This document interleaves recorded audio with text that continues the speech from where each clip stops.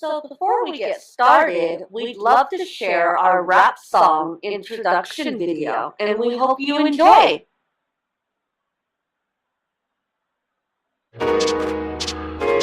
Yeah, okay, organic base, this is what you need.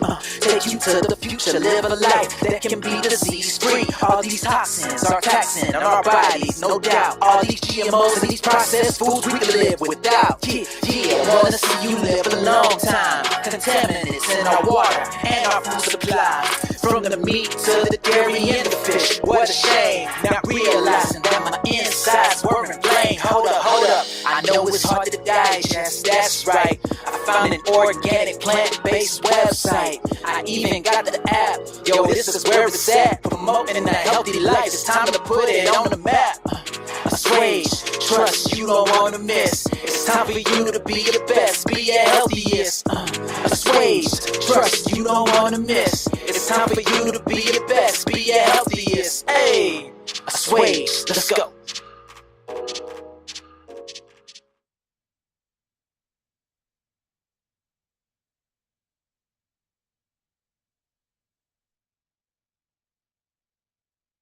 Welcome everybody to another episode of a live discussion with the Assuaged Foundation.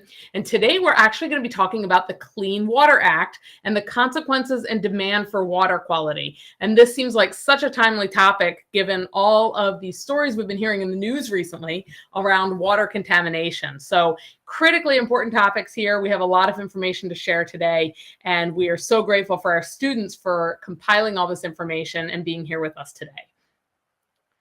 We'd like to thank all of our speakers today. We've got myself, Jennifer Markle-Dumnich, Cynthia Cherise Murphy, one of the founders of the Assuaged Foundation with her husband Thane, Bethany Smith, Madison Clark, and Katherine Ayber. And the slide contributors this week were Zachary Weaver, Jessica Clanin, Aaron Clarence, Belle Morley, and Katherine Jordan. So thank you all so much for your contributions today and for making these slides. We also have Trisha Bandril, Katie MacCauley, David Marley, and Ricardo Padilla. So the topics of discussion today are going to start out with the history. Then we're going to talk about passing the act, the amendments that have been made throughout the years to the act, and then the impact and effects that it's had on it. So I'm going to now turn it over to Bethany, who's going to take us through the history. All right, so a little history started back in 1948. The Clean Water Act was initially enacted as the Federal Water Pollution Control Act, and this was the first major law that aided in water control. In 1972, there was some public awareness and concerns with the pollution, and this caused us to make some changes, and we amended the Clean Water Act. In 1981, there were further revisions that were made to improve the grant and award process in order to modernize the treatment for water plants. In 1987, there were construction grants lessened, replaced by the State Water Pollution Control Revolving Fund, which was partnered with the EPA. And then as of today, we have water control, which has been greatly improved. And even though some problems still exist, we're making some progress on the impact of global health. In 1972, for amendments, some major changes were that There was the establishment for the basic structure in regulating pollutant discharges into the waters of the United States. This gave the EPA the authority to implement pollution control programs, such as setting wastewater standards for the industry and maintaining existing requirements to set water control standards for all contaminants in surface waters. The impact of this is we have healthier water. It's made it unlawful for any person to discharge pollutants from a point source into navigable waters unless a permit was obtained under provisions.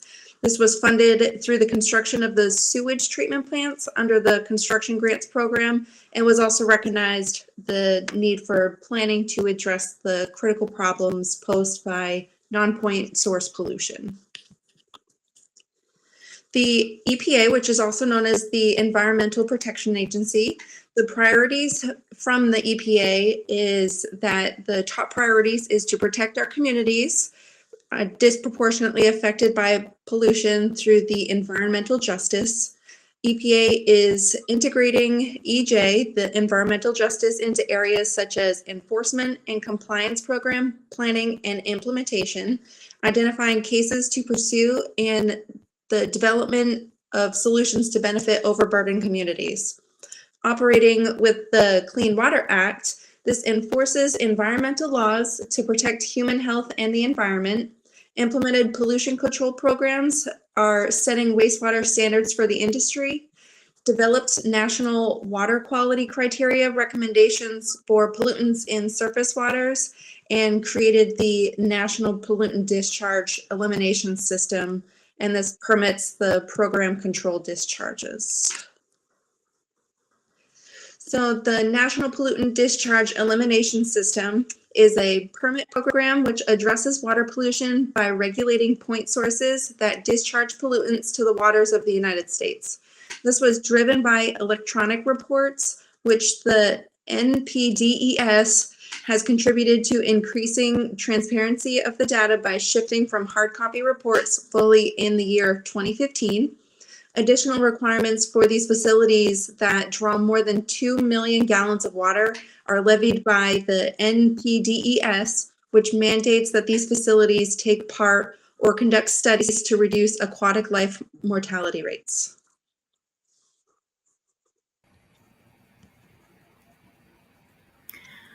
Okay, so the U.S. Water Alliance Safe Drinking Water Act, the NRDC and EJH8 and Coming Clean conducted an analysis of the approximately 50,000 active community water system in the country and socio-demographic factors such as race and income.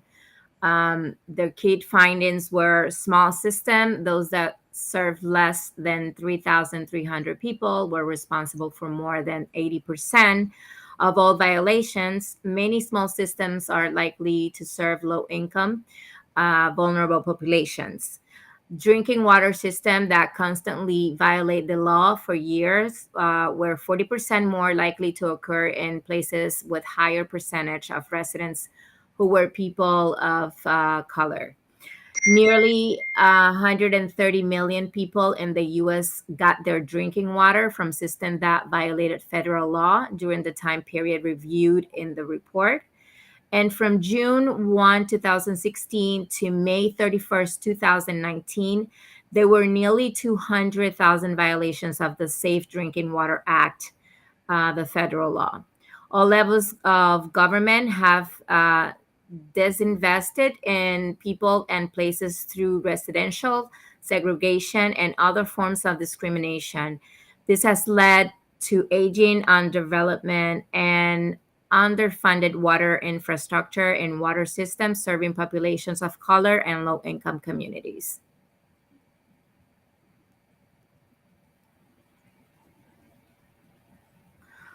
The global impact, Earth surface is 70% water by surface area. Estimated on 1 billion people globally still practice open defecation, resulting in runoff into waterways. The water access is 29% global population lacks drinkable water. This area lacks sanitary infrastructure, resulting in over 1 billion people affected globally. The contaminants are pathogens, chemicals, and waste. Other contaminants that make their way into waterways are known to harbor disease, spreading pathogens, infiltrates, and disease.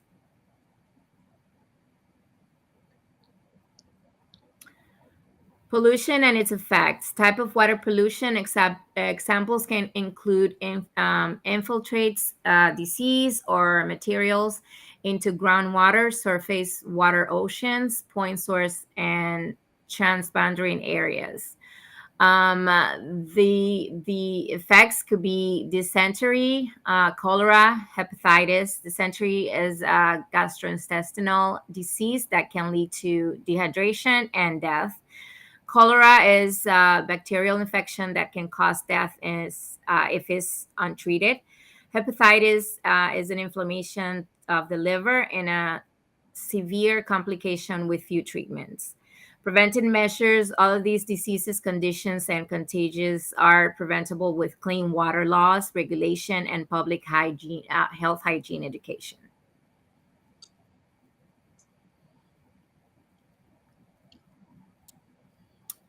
City of Jackson, Mississippi. This is an example according to the United States Environmental Protection Agency 2022. Washington, D.C. Through November 21st, 2012. The EPA, the Department of Justice, and the Mississippi Department of Environmental Quality, MDEQ, announced today a comprehensive Clean Water Act settlement with the city of Jackson, Mississippi. Jackson agreed to make improvements to its sewer system to eliminate unauthorized overflows of untreated raw sewage and unauthorized bypasses of treatment at the Savannah Street wastewater treatment plant, the city's largest wastewater treatment facility.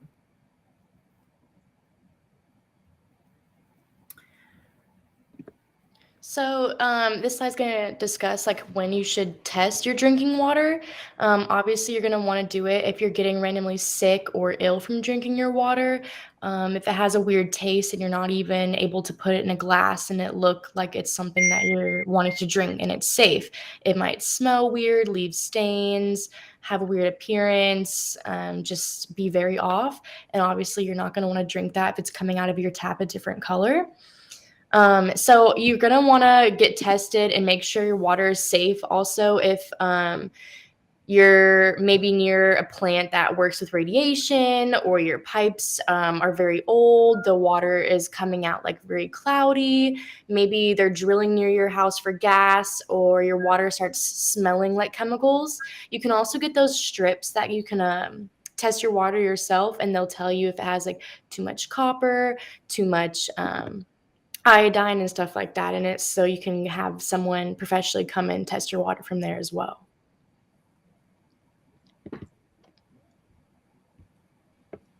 Okay, so where does my water come from? Your water, these reports contain information on possible health effects and your water source. So everyone gets their water from a different place. It can be monitored, tested, and reported public sources assessed by the National Primary Drinking Water Standards. It can also be from the public sources with monitoring that requires notification by law if contaminants are found. Community water systems that have annual water quality reports or consumer confidentiality report, personal drinking water can also include wells or springs, which places responsibility on the person that owns the well to test their own water and be personally accounted and held accountable for their family and themselves drinking that water.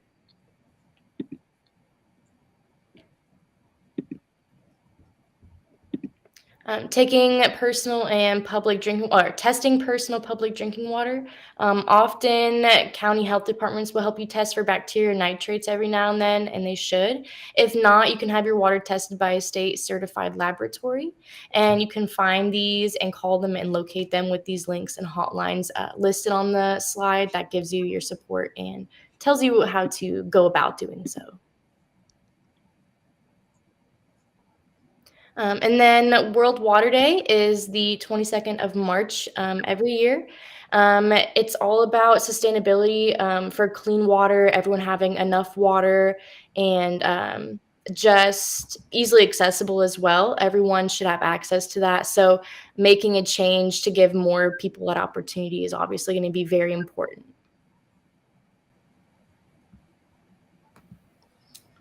Awesome. Well, thank you all so much for taking us through all of that information. We're going to start now with the question and answer session, and we'd ask that everybody contribute any information that they have here so that we can have an entire conversation around this topic now that we know so much about it. So the first question is, what if there's a problem with my water? So you can see there's some suggestions on here. So the first one is to look for signs of a large leak. You can clearly check your water resource, check for frozen pipes, check your local utility company, and call your pumping company. I know one of the first signs, a lot of times that they say to look for is the discoloration or odor in the water. So that's been something here personally I've been keeping a close eye on because I live near Philadelphia. So it's looking at, do I need to be concerned, right, on a day-to-day basis? Because as much as they're saying the water is safe in the area where I am, that isn't necessarily true, right? And so taking that responsibility for myself to make sure that the water smells and looks like it's okay for my family to be consuming. Anybody else have thoughts about this? Go ahead, Cynthia. I just wanted to kind of weigh in just because we had gone on this new health journey about 7 years ago when we went plant-based and vegan. We had a lot of health issues. And one of the things that immediately struck me in pursuing my master's in public health was the water systems and how they have to treat it with, fluoride and bleach and all these different chemical contaminants, so to speak, because, drinking fluoride and bleach in itself can't be healthy, but they have to treat the water for us to be able to consume it. So that's when we immediately, started researching how we could have cleaner water. We're actually on a community well. We're in a small unincorporated community, so the water here is better than most parts of the United States. But still, we invested in a reverse osmosis system, and we got like a 7-stage filter system where it sanitizes the water, it removes all those contaminants, and it adds back in the minerals. So there's all these different, methods to clean up your water supply. And it's actually so important because it does fuel your mental, your physical health when you remedy that as a possible cause and effect of disease. Absolutely. I know that here in Tennessee, we have our water district actually sends out a little letter every single year that states everything that we've been exposed to for contaminants in our water. And over a period of time, I can't remember what they had said, was I think if you're exposed to this amount of water for 80 years, you have a 10 to 15% chance of getting this specific disease that was related to whatever heavy metal was in our water. So I don't have a fancy filtration system like Cynthia, but I do have a filter for our water so that we can at least try to get our levels down into a healthier range for consumption. That's excellent that you've taken, those proactive measures to protect your family. And the good news is too, I know a lot of the filtration systems have come way down in cost. So we got an RO system several years ago as well. And, they sell them, even for less than $200 now on Amazon. They're fairly simple to install. You could probably do it with 2 people in the house helping each other out. It's not big and heavy. It just you really have to just get it underneath the kitchen sink, right? That's the hardest part of it. But it's good because there are, it used to be that these things cost thousands and thousands of dollars, and that prohibited a lot of people from putting them in their homes. But there are much less expensive models now, which may not be, the Lamborghini of water filters, but they're going to help, right? Because it seems like more and more we're hearing that there are these contaminants, and as much as there are laws and regulations to keep the water clean, it's not necessarily working. I'm like in the New York area, and actually they said that it's pretty safe to drink the water there, even from the faucet. And I am not still like okay with that, but actually the truth is I'm a Floridian. Like, I used to live in Florida, and I'm here on actually for a couple of days with my mom, and the water actually tastes very differently. If you don't have that system that Cynthia is talking about in Florida, it's impossible to drink the water from the tap. In New York, you can drink it and it doesn't feel that heavy. It feels like you're drinking good water. I don't know what is the difference there, that actually there the water is drinkable than other states. I'm trying to figure that out. Yeah, that's a good question. I find it interesting. You would, to me, I hear about being near a large city, and I think it would be bad. More polluted. Maybe they're working so hard. It's not. It's actually the best water. And to be honest with you, there was a test one time where they were trying to make the pizza. The pizza, they say like the best is New York pizza. And there was a research on it, and the fact was the water was actually the difference. I've heard that. Yes. So is the water. And I'm like, I was surprised because I live in Florida for a long time, and then I moved to New York, and here the water, it's horrible. Like, it's so heavy, and you can feel it when you drink it that you're going to get sick. But when I went there, it's true, I tried my tap water and it's pretty good. I'm just like too picky, and then I have to have my filters, but you can drink it and cook, and there's not an issue with the water. And it's crazy to me because you'll figure that's a big city, so many people. It's actually very dirty too, where you have all these mice there. They have the cockroaches everywhere. That's how the city is. Not meaning like everybody lives like that, but the fact of the water system is just like, how is that possible? Yeah. Well, it's good to know that it seems clean, because that way you feel a bit safer, and they're saying that it is. So clearly it could be tested, and but it's good that it's cleaner than we think it is up there. That's for sure. Yeah, that's going to be my next project. I'm going to test it. I love it. I love that. We tested our pH. I didn't even know that mattered. And there's like this little electronic device, and you can test the pH levels, and just amazing technology, and just to really see what's going on. Madison, did you want to weigh in, my dear?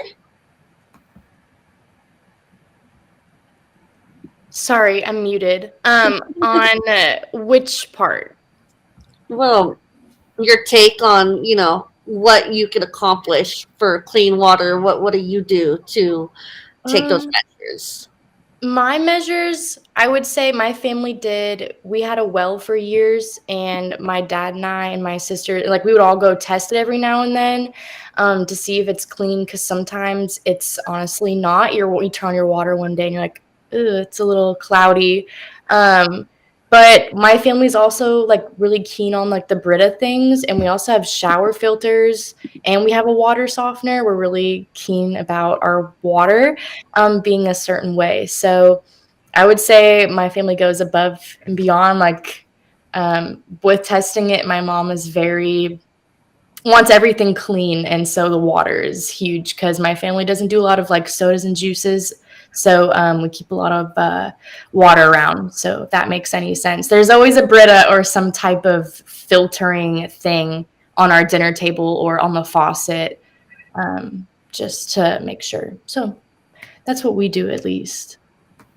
I love that. And I love that you kind of lived your whole life growing up that way, right? Like, you have to make sure your water's clean. And I think sometimes when I was first reading the presentation today, one of the things that came to mind for me was that we don't want to scare anybody to thinking that they should be drinking sodas or juices rather than water, right? Because we know that those also are contaminated in their own ways. So they're not cleaner than even the dirtiest water. Like, you know, the sad part is I'm probably better off to go down to the stream and lick water out of there like my cat does, you know, instead of drinking Coca-Cola. But it doesn't mean it's good for me, but we don't want to scare people into thinking that the water is so unsafe that they shouldn't be drinking it, because it really is, you know, good for us. And like, you know, like we've all talked about, there's very reasonably priced options to try and clean it. But for those that even can't afford that, which there are many, many people out there, it's good that, you know, they know that the water is still very important for them to drink. All right, Cynthia. See question number 2. All right, so the next question is, how can I ensure my water is safe? So we talked about this a little bit, but testing your tap water for contaminants and purchasing tap water filters. You can also boil the water, disinfecting it and filtering it. So one of the things that I learned actually just this week, which I wanted to share with all of you. So a lady that I work with, she called me concerned about the pollution in the Philadelphia water system. And I said, well, you know, we're not part of that system and we are using the RO system. She said, but you know, you generally should be testing anyway to make sure none of these chemicals are in there. And so she told me what to do was to turn the water on, let it run for a while, and then hold a lighter up to the water for 60 seconds to make sure that the water didn't spark or catch fire. And if the water was to spark or catch fire, immediately shut it off. And then you'd know that these chemicals are actually in there because they're all flammable. So all these chemicals from the plastics and everything that have made it into the waterways are highly flammable, and the water coming out of your faucet will literally catch fire if they're in there. So even if they were in trace amounts, that would happen. So I found that highly fascinating. And then while somebody else is talking, I'm actually going to grab a water filter bottle that I want to show to you all, just as an example of like a survival filter that we keep on hand in our house for emergencies. I know that with boiling water, you have to get to a certain temperature depending on where you are located in the United States. So if you're at like a higher elevation, you need to boil it for longer. But I don't think a lot of people recognize that once you're finished boiling it, it needs to go in the refrigerator, because outside of that, you're just going to contaminate your water again. Great point. I actually just learned a couple weeks ago that water can boil at higher elevations and it's not even hot. I don't know how I made it to 45 years old without having that knowledge, but I went to make coffee when I was up in the mountains and I was boiling water on the stove for it. And I put my mushroom coffee powder in my mug and I poured my boiling water in and I took a sip of my coffee and I'm like, my coffee is cold. And I just pulled it off the stove and it was boiling. And then my friends that are from that area, they're like, well, just because it's boiling, it doesn't mean it's hot. Well, I didn't know that. So at my 48, I'm learning something new. Right? I know. I'm like, I've lived my whole life really on the East Coast in these lower elevations, or even when I was in the West Coast, I was at I was right on the coast. And I guess I've really never boiled water at a high elevation. But now I know. So that makes sense. That totally makes sense what you were saying, Bethany, because you would have to boil it for a long time to get it to the right temperature to actually kill any contaminants and remove them through the steam. Yeah. Anybody else have any other thoughts on that?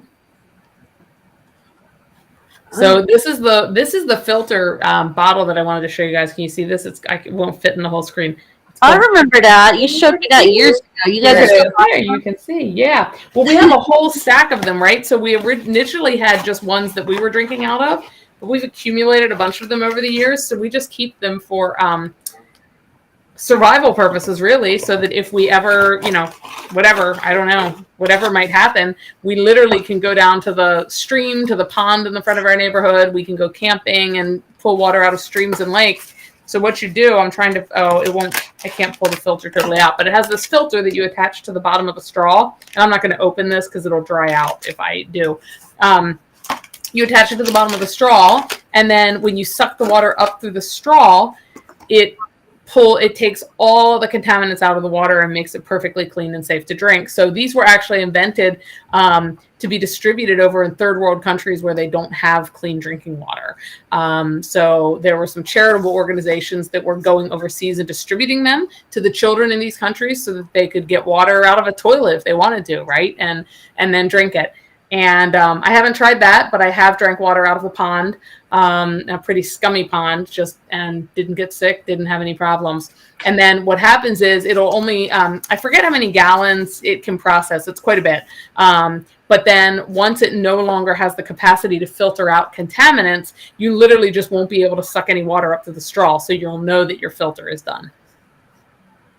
So pretty cool survival tool. And then, of course, there's purification tablets that you can put into your water and all those sorts of things also. All right, let's go on to number 3. So how to spread pollution awareness. So there are water campaigns specifically for the community, public access to information, product labeling. Have any of you guys ever been involved in any of these campaigns? No. I've gotten, it's weird. You get notifications in the mail that we're adding higher levels of fluoride or, those balancing agents to purify the water. And sometimes that could be, really concerning. I know in San Diego, they've really upped the fluoride and the chlorine, and I don't know that you would just, you don't even want to have that in your toothpaste. Every time we get toothpaste, we're looking for fluoride free. I mean, it can cause some serious chemical reactions, including brain malfunction. So looking into all of the substances that they're using to purify our public water supplies, we definitely need to make those investments and do our due diligence in that. And in that comes awareness and joining campaigns and getting involved with legislation, your community council meetings, voicing your concerns. I know Nestle Water, Jenny and I were just talking about this before we had this call, and the Ohio train derailment really caused some contaminants. And I want to say Bethany did a blog about that, or one of the students. It might have been Isabel. We have so many amazing students. Somebody did a blog about the disaster, and people are just not having equal access to clean water. And so Nestle's decided to jump in there and bottle that water, and now they're recalling all of these Nestle water bottles because it's contaminated. People are getting sick, and it is scary, to rely on those name brands that we're all just familiar with and we trust. And when we travel, because we do a lot of business traveling, we buy this one water called Cynthia, and I'm also sometimes I'll do modeling on the fashion runways, and all the models, they eat apples, they drink water, they have to keep their figure, right? Yeah. And they're walking around with all these Cynthia water bottles, which is pH balanced, it's reverse osmosis. So it does make a difference in your skin quality, your mental quality. It takes time too. You're not just going to drink a bottle and notice immediately. You have to drink it consistently.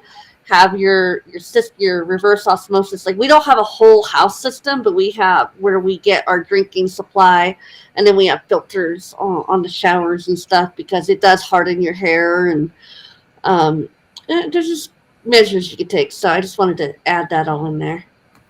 Yeah, I think that's what you just said is really important, Cynthia, because one of the things that a lot of people don't necessarily focus on is that when we're drinking water, if it's already filled with contaminants, it doesn't have the ability to help detoxify our body as we're drinking it, and it should be cleansing our cells so that when we urinate, we're pulling toxins out of our body. So clean water is very important for us because that will absorb or attach to more of the toxins in our body that are water soluble to carry them out.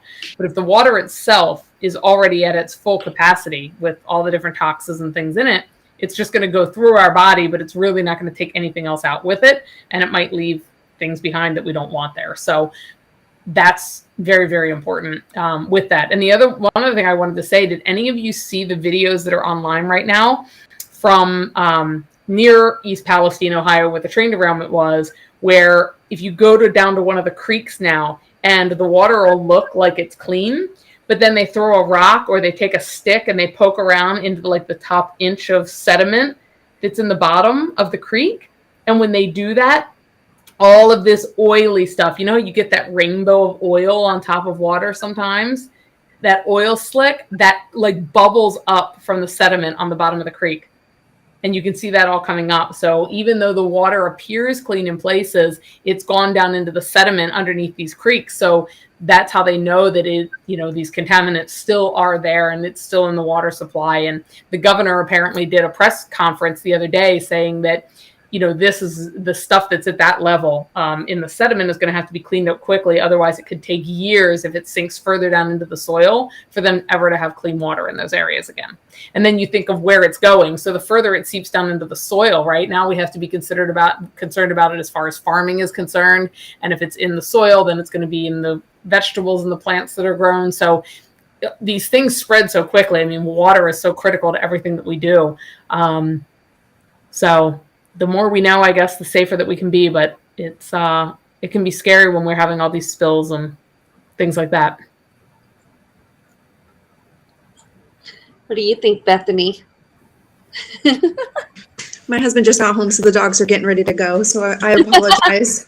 But it's funny because the company that you guys were just talking about for the water, they actually bought out the water agency that we had when I was back home, Poland Spring Bottled Water. They had a huge company back then anyway. They funded my high school. We didn't have a high school in my hometown, so they had to build one. So they gave us a huge grant to have our high school built. We had laptops that were given to us through Poland Spring, and then after the company took over, they kind of destroyed our water sources back home too. So, wow. That's interesting about the takeover of the water companies real quick. So it was something that popped in my mind earlier, and I wanted to mention it was, so we used to have, we live in what's called Chester County, Pennsylvania, and we used to have Chester Water Authority that provided all of our water and sewer. But last year, that was actually purchased by a much larger publicly traded water company called Aqua. And what's happening all over the country is that these large publicly traded water companies are coming in and buying up these local water systems.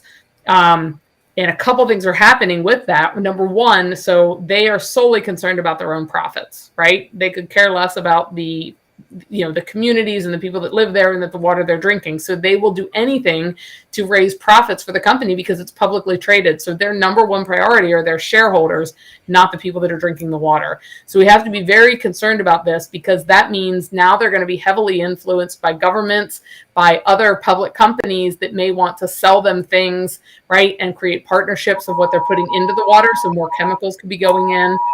Speaking of that, there's an emergency going off. Hopefully everything's okay. And they also are raising rates significantly where people, we've seen rates on our sewer jump out over 100% since last year. And so it's becoming almost a water crisis in small local communities. So we have about 30% of the population in this very small town that I live in is well below the poverty level. And that is going to create a significant problem for us and our schooling system and everything with the water prices, because literally, my daughter is going to have kids going to her school that can't afford to have drinking water and running water in their homes any longer. During the pandemic, we already had to have a significant shift in being able to provide food for these children and all these different resources. And how do we get it to kids when they can't leave their house because of COVID, but they can't eat if they don't leave their house. So it's becoming a real concern, and the community's really in an uproar because, these sales have been done all for profits. But it's creating a very challenging environment. So we really, outside of just the Clean Water Act, in a lot of communities, they're facing this crisis of how do we get residents clean water that they can afford to have, because so many families literally can't afford to pay their water bill. Madison, anything on your mind, my dear? What I think about when I think about access to clean water and like issues with it is like I live in Texas, so all the time when we flood, I know Houston is below sea level. So a lot of times when things happen in Houston floods, some people don't have access to clean water because people will go out and just buy all of it and hog it, or they'll raise the prices of water. And you'll see families like begging, like, hey, like, do you guys have water? Because you can't drink the water once you get notified that it's unsafe. And a lot of times, like during Hurricane Harvey, it was unsafe. You couldn't drink the water, and people had all this water like flooding their houses. And then you don't really have access to any bottled water because no one was like willing to share, or stores like ran out because people were buying like 6 or 7 cases, or gas stations were then selling like little like 4-packs of like water for like $20. And I think about how that affects people sometimes, like how companies are willing to keep water from people, or people are keeping it from each other in circumstances when everyone needs it. And then you just think about how much worse it could be for people that can't afford $20 for 4 bottles of water. So it's insane to think about that in that kind of circumstance, I guess, when water is not clean in your tap, but then you can't also get a hold of buying it as well. Yeah, it's almost like maybe there could be some sort of solution where, just like, back during COVID and the government was providing everybody masks and all of these things for free, but why couldn't we provide for every household, a certain number of filtration bottles or something like that, that they could filter water that is contaminated to the point that it would be safe to drink, so that people don't have, and if they want to go buy bottled water and they can afford to do so, that's fine. But at least in an absolute emergency, communities would be provided with some sort of help to access clean water. That would be ideal. Been amazing. Katherine, what do you think, my dear? We want to make sure we include you before I think we're coming to an end here. I'm in the same page that everyone here. Like in my case, during COVID, it wasn't that big of a deal with the water situation because we can actually boil the water, and the tap water was really good. I never had the situation where we received letters or news saying that you cannot drink the water at all. So I never been in that position before. But yeah, so it's the same thing as I see. They take advantages on the prices, people that cannot even buy it. And it's sad because it's water, it's supposed to be something free for everyone. It amazes me when you go to another country and then you can buy a bottle of wine cheaper than a bottle of water, like in France. One time I went to Paris and I was like, I'd rather drink wine for the rest of my trip than water. They will charge you like, €5 or even 6, 7 for a bottle of water, which was insane for me because I'm like, okay, the alcoholic beverage is less than something that is actually needed for your body, for everyone. You need to drink water to be alive. So pretty much that's my my input there. That's unbelievable that you say that. It's true. And actually, my husband and I ran into a situation not too long ago. We were traveling and we went into a bar and we sat up at the bar, and we both had brought a bottle of water, like a closed, sealed bottle of water with us, so that while we were sitting there, we could drink our bottle of water. And they actually confiscated it from us and told us that we were not allowed to carry it in there. Right. It's like, crazy. Yeah, it's like, okay, so you're going to sell me alcohol and then you want to serve me your dirty water. Like it's not like we weren't going to buy bottled water from them. They didn't even offer it. We just didn't want to drink their dirty tap water. So we were like, oh, we'll just take our clean bottled water in with us. And you're not even allowed. So some of the regulations are just crazy. And Yeah, in Europe is the first encounter was when we first arrived to Paris, was that we were thirsty because we just flew, that was the day we just got there. And we went to eat something and have a pizza. And I was like, I don't want Coke, because they were offering, that's what they have. They have Coke, they have, wine was the first thing that they said. I'm like, okay, no, I want some water. And it was funny because my husband asked for wine and his bill was cheaper than my water. And I was like, oh my gosh, so we have to be drinking wine for the rest of our trip because water is not affordable. So it was That's amazing. crazy. That is crazy. All right, girls. So we are going to go on to the last question for today, which is what are water contaminants? So clearly there are a variety of different types. There could be physical contaminants, which would be sediment or organic material that changes water's physical properties. It could be chemicals, either naturally occurring or man-made. Biological, which could be microorganisms like bacteria, viruses, and parasites. And then radiological, so chemical elements that emit radiation, such as cesium, plutonium, and uranium. I'm not sure personally what else to add to this other than, I think a lot of contaminants are being added purposely that are supposed to be cleaning the water for us, but they themselves are also contaminants that are harmful to us. And then clearly right now we've seen train derailments all over the country and other chemical spills that are causing major issues all across. Has anybody else seen anything else going on or heard of things over the years that have happened? No, but I can actually say that we also, as human beings, we have an issue with keeping, I guess, our environment clean. And I think most of us are guilty actually for the situation with pollution and all that stuff. It is so true, right? We have to be mindful, and we also have to make it happen. It's the change we have to make it within each other so the whole world can change. Mm-hmm. And it was actually notorious during COVID. I think nature needed a break from all these humans that doesn't have any thoughts or they don't have any desire to make it better. They just going like, we have to work, make money, but we're not thinking about the environment itself. Very true and very powerful statement, Katherine. Thank you for that. Add on to that too, because while we were living in Germany, if you do not recycle your materials, they will fine you. And so the installation that we were living on constantly was getting fined because there's so many people who just don't care about the simplicity of, the green bottle versus the white bottle and separating them. And so the military was constantly being fined because people were they weren't willing to take the few seconds to split out their recyclables. That's pretty crazy that people can't even take those few seconds, right? That sense of entitlement. Mm-hmm. Mm-hmm. Yeah. Anybody else have any examples of that stuff? That's great. Closing comments of any sort?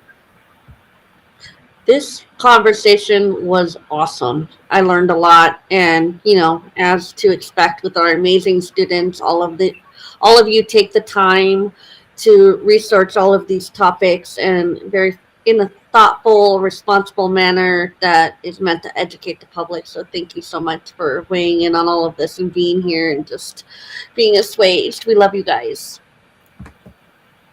That's awesome. Yes. Thank you all. Today was another wonderful conversation. It's why I love these, because we all learn from each other and it's so much fun. So thank you all so much. And we will see you on the next recording. Bye, guys.